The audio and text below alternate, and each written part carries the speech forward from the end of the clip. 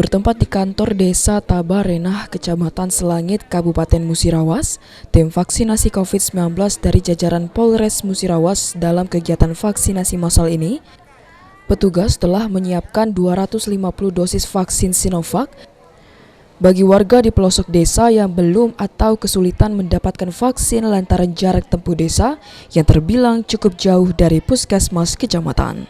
Warga yang antusias mengikuti vaksinasi ini satu persatu mendaftarkan diri dengan persyaratan membawa KTP dan diperiksa kondisi kesehatan agar nantinya dapat dengan lancar menerima suntikan vaksin untuk dosis pertama ini.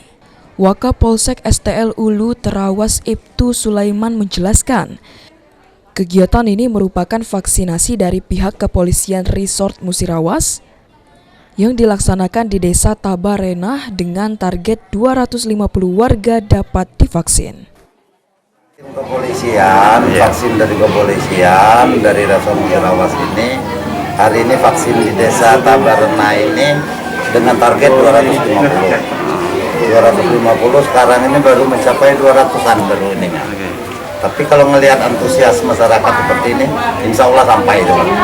Harapannya Pak?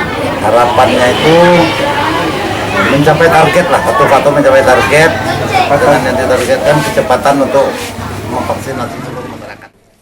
Vaksinasi yang diikuti masyarakat dengan antusias ini diharapkan dapat mencapai target percepatan vaksinasi bagi semua masyarakat.